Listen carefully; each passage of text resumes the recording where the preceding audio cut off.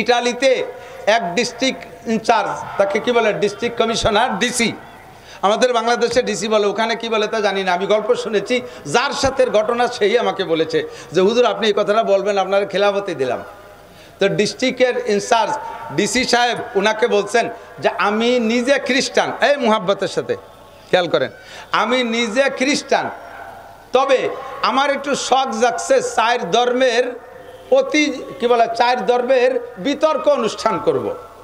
চার ধর্মের, দুনিয়ায় 4টে ধর্ম বেশি প্রসিদ্ধ, এই 4 ধর্মের বিতর্ক অনুষ্ঠান করবে। এদিক খেয়াল করেন, 1 নম্বরে মুসলমান, 2 নম্বরে খ্রিস্টান, 3 নম্বরে বুদ্ধ, 4 নম্বরে হিন্দু, এই 4টে ধর্মের আমি বিতর্ক অনুষ্ঠান করব। তো ডিসি সাহেবের ডিসি কোর্টের ভিতরে এই অনুষ্ঠান। তো উনি 3 জন পাদ্রী, একজন বুদ্ধকে মন্দির থেকে এই চায়নাতে এক নেড়ার এনেছে, আর হিন্দুকে মন্দিরতে ইন্ডিয়াতে এক ঠাউর এনেছে, এই 3টেই কায়সামারি পণ্ডিত।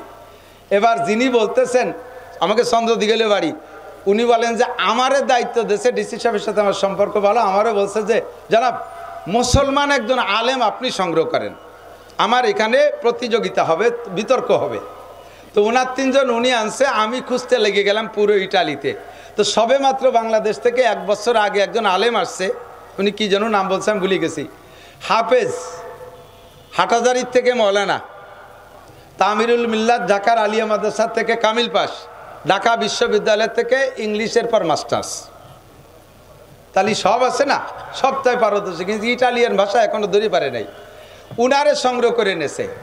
এবার 4 জনের বিতর্ক অনুষ্ঠান, প্রথমই দায়িত্ব দেশে হিন্দুরে, হিন্দু ঠাকুরে বলছে ঠাকুর মশাই তুমি তোমার ধর্মের প্রাধান্যতা যতভাবে পারো দলিল আদিল্লাত দিয়ে যত সময় লাগে, আজকে সময় উন্মুক্ত, এবং পাশে যারা আছে তারা কানলো না, হাসলো, মরলো না, বাঁচলো, ওয়া দেখা দেখি নেই, এমনভাবে বক্তব্য দেবা যে তোমার ধর্মই দুনিয়ায় ধর্ম, আর অন্য কোনো ধর্ম কিছু না, তা জিরো, এমনভাবে বক্তব্য দিবা যাতে তারা আর কথা বলতে সুযোগ না পায়, তাতে যদি ওই 3 জন পলায় চলে যায় যাক।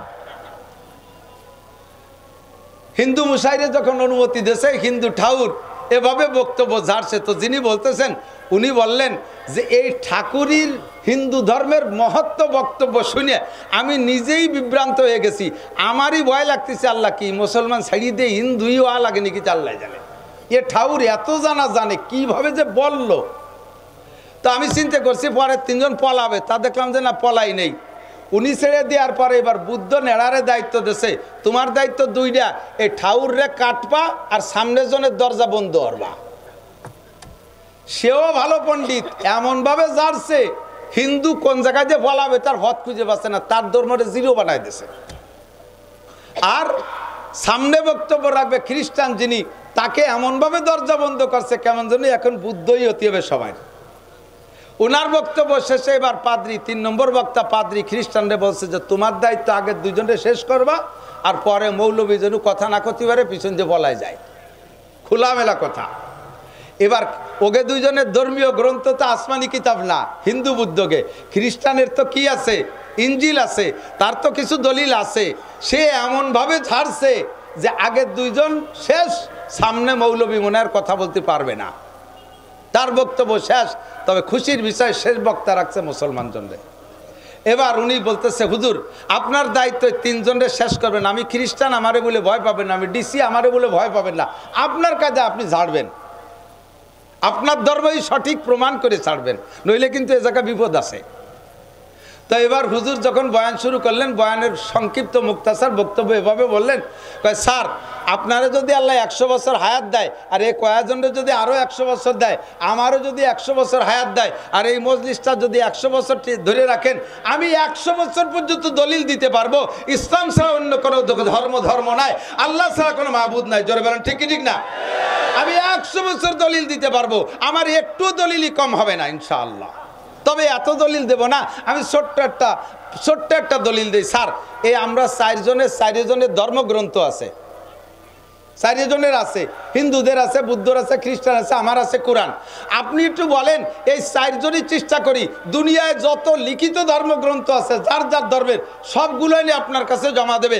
আপনি সাগরে ডুবোয় দেবেন, অথবা মাটিতে পুঁতে দেবেন, অথবা আগুন দিয়ে পোড়ায় দেবেন। আমারও যত কোরআন আছে সমস্ত কোরআন পোড়ায় দেবেন। সব কিতাব পোড়ানোর পরে, সমস্ত যার যার ধর্মীয় গ্রন্থ পোড়ানোর পরে এবার ওনাদেরকে দায়িত্ব দেন, আমারও দায়িত্ব দেন। যার যার ধর্মগ্রন্থ যেমন ছিল হুবহু একাকার লিখে দেখাতে হবে।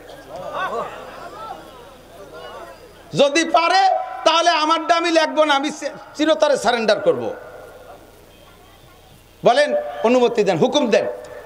এবার ডিসি সাহেব বলতেছে, এই মৌলভী সাহেব কি করলো, পারবেন? সবাই পারবেন? ওরা কয়, স্যার আপনার ভাই ধরে আমাকে বইখান পোড়াইয়েন না, এই একটু ধুয়ে মুছে বুড়ো আঙ্গুল নাচায় খাই বেড়াচ্ছি, যদি পোড়াই দেন তাহলে আর ভাত হবে না।